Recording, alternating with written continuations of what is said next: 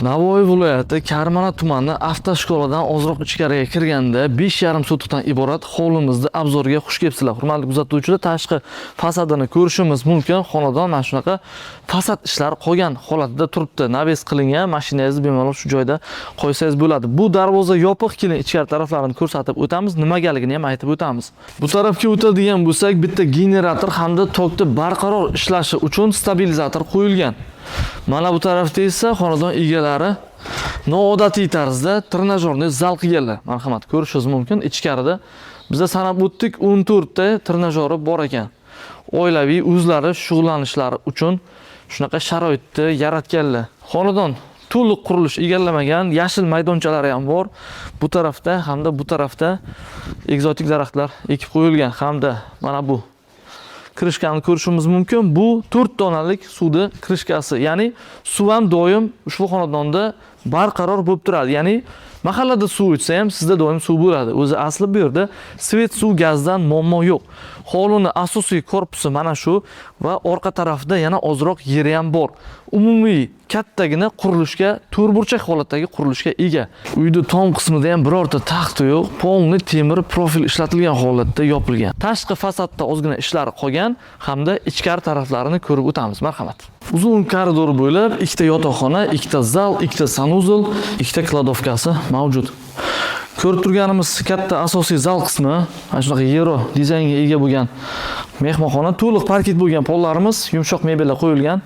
Bu yerda kompyuter turibdi, xonadon egalari faqat kompyuterdan olib ketadilar. Qolgan barcha jihozlar, даже mana shu stol ham xonadonning o'zida qoldiriladi. Panoramli oyna bu yerda tashqari bitni ko'rishingiz mumkin hamda katta Citronic konditsioner o'rnatib qo'yilgan. Televizorga ham alohida e'tibor berasizlar. Salkam devor qatori bo'lib turibdi. Marhamat, keling ko'rsatib o'tamiz. Ikkinchi zalimizda, ikkinchi zalda ham shunaqa yumshoq mebel qo'yilgan.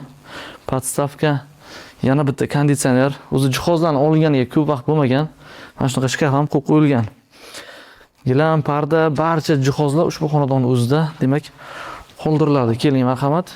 Birinchi yotoqxona qismini ko'rib o'tamiz. Bu bolalar xonasi desak ham bo'ladi. Mana shunaqa kompyuterda ishlash uchun sharoitlar yaratib qo'yilgan, yumshoq yotoq mebeli hamda shkaflari va mana shu xonaning o'zida ham konditsioner o'rnatilgan. Ushbu uzun koridordagi 4-eshigimizda oshxonamiz joylashgan. Oshxona esa Euro dizaynga ega. Katta mana shunaqa xolodilnik, bu yerda ham konditsioner va barcha kerakli jihozlar mavjud. Ovqat tayyorlash va o'tirib ovqatlansangiz ham bo'ladi. Mana shu stolimiz atrofida. Bu yerda kofe-varka, idish-tovoq yuvish moslamasi, mikrovolnovka, barcha jihozlar xonadon o'zida qoldiriladi. Pol qismi bu kafel bo'lgan oshxona. Keling, endi ikkinchi yotoqxonamizni ko'rsatib o'tamiz, marhamat. Bu kattalar yotoqxonasi. Barcha kerakli mebel jihozlarga ega. Yotoq mebeli hamda bu tarafda katta televizor o'rnatib qo'yilgan. Menimcha 65 lik bo'lsa kerak.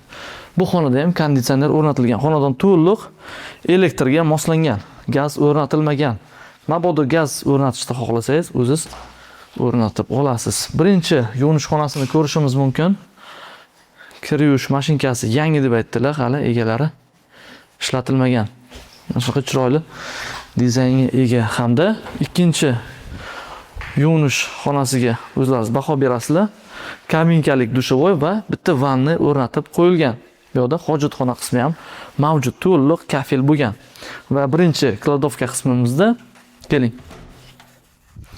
Ikkita mana shunaqa stabilizator qo'yilgan, tokni barqaror ishlashi uchun. Arison ham shu yerda o'zida o'rnatib qo'yilgan va ikkinchi kladovkada xonadon egalari instrument saqlaganlar, instrumentni olib ketganlar.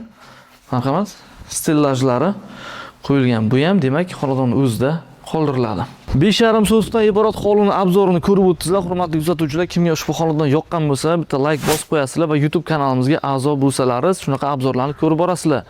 Demak, ushbu xonadonimiz 1 milliard 550 million so'mga baholandi. Bilasizlar, bu ko'chalarda yangi ko'cha hozirda o'tmoqda. Asosiy katta yo'l ushbu xonadon yonidan o'tadi.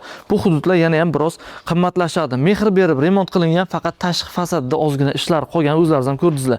Barcha jihozlari ushbu xonadonning o'zida qoldiriladi. Kimga qiziq bo'ladigan bo'lsa, pastdagi raqamlarimiz orqali bizlar bilan bog'lanib, ushbu xonadon sohibi bo'lishlaringiz mumkin. Navoiy uy baraka kanaliga obuna bo'lsangiz, shunaqa yaxshi xonadonlarni yaxshi narxda doimo ko'rib borasiz.